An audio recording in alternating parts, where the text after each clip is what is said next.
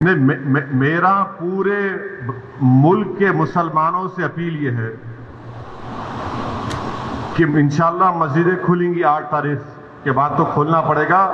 خالی containment zones میں جو ہے وہاں تو مشکل ہوگا. جو کنٹینمنٹ میرے پورے مسلمانوں سے اپیل یہ ہے کہ ہم تمام کو ایک پالیسی اور ایک اصول بنانا چاہیے کہ ہمارے مسجدوں میں جو 65 سال کے اوپر ضعیف ہیں ان کو ہم روکے کم سے کم 1 جون کے پورے مہینے ختم ہونے تک، کیونکہ ان کے جسم میں امیونٹی کم ہو جاتی ہے. مختلف خدا نخواستہ اگر ان کو ڈائبٹک ہے، بیماریاں ہیں، تو باڈی میں وائرس سے مقابلہ کرنے کی طاقت کم ہو جاتی ہے. تو میں یہ اپیل کر رہا ہوں کہ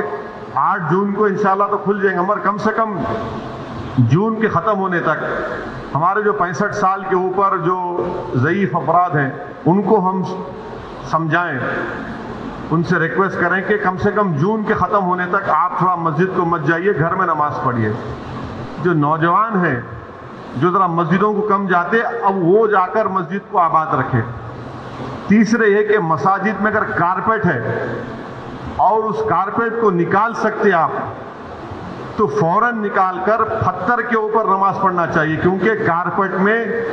ایپیڈیمولوجسٹ اور جتنے ہیلتھ ایکسپرٹس ہیں، ڈاکٹرز وہ بولتے ہیں کہ کارپیٹ میں بہت سے جراثیم جم جاتے اور اس سے ہو سکتا ہے کہ خدا نخواستہ کسی کو وائرس لگ سکتا. تو چوتھی بات کام ہم کو یہ کرنا چاہیے کہ مساجد میں بیت الخلاء اور وضو کا انتظام نہ رکھیں، کیونکہ وہ وضو کرتے کلی کرتے اور پھر آپ آ کے نماز پڑھتے تو لوگ گھر سے ہی اپنے وضو کر آئیں اور نماز جب پڑھیں گے تو نہیں معلوم مفتی اکرام کو فیصلہ کرنا ہے کہ اگر پوری دنیا میں جہاں جہاں مساجد کھولے گئے، چاہے وہ مسجد نبوی ہو، حرم شریف مکے میں ہو یا ٹرکی ہو یا دوسرے مقامات پر، ہمیشہ کی طرح جو کھندے سے کھندا ملا کر سب بنتی تھی ویسا نہیں بن رہی اب. تو کیا مفتی اکرام یہ فیصلہ دے سکتے پورے ملک میں کہ بھائی جب 8 تاریخ سے مساجد کھولے جائیں گے تو سوشل ڈسٹینسنگ کو برقرار رکھتے ہوئے ہم سب بندی کریں نماز کی؟ یہ ہمارے مفتیوں کو سوچنا پڑے گا کہ کتنا یہ کر سکتے کیا، کیونکہ مختلف ممالک میں ہو رہا ہے. تو میں تو گزارش کروں گا ہمارے علماؤں سے کہ وہ بھی اس کا فیصلہ کر لیں. مگر دوسرے جو 4 چیزیں میں کہا ہوں اس پر یقیناً غور کریے آپ.